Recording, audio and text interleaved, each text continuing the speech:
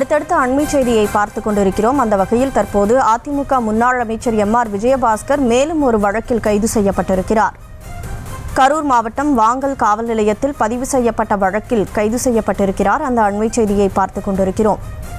அதிமுக முன்னாள் அமைச்சர் எம்.ஆர். விஜயபாஸ்கர் மேலும் ஒரு வழக்கில் கைது செய்யப்பட்டிருக்கிறார்.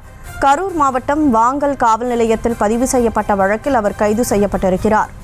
முன்னதாக நில மோசடி தொடர்பான வழக்கில் தலைமறைவாக இருந்தவர் கேரளாவில் வைத்து கைது செய்யப்பட்ட நிலையில் தற்போது அவர் மேலும் ஒரு வழக்கில் கைது செய்யப்பட்டிருக்கிறார். கூடுதல் விவரங்களோடு செய்தியாளர் பிரபாகரன் இணைப்பில் இருக்கிறார். வணக்கம் பிரபாகரன், தற்போது என்ன வழக்கில் அவர் கைது செய்யப்பட்டிருக்காரு, முழு விவரம்? வணக்கம் மேடம். சொத்து மோசடி வழக்கில் கைது செய்யப்பட்டிருக்கும் திருச்சி மத்திய சிறையில் அடைக்கப்பட்டுள்ள முன்னாள் அமைச்சர் எம்.ஆர். விஜயபாஸ்கர் மீது மேலும் ஒரு வழக்கில் கைது செய்யப்பட்டுள்ளார்.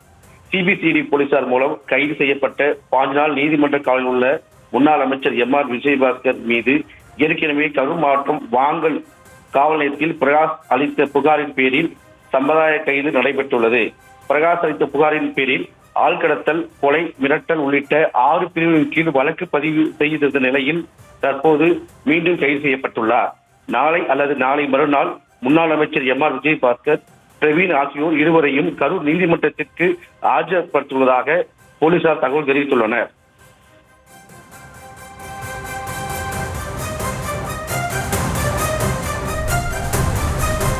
விவரங்களுக்கு நன்றி பிரபாகரன்.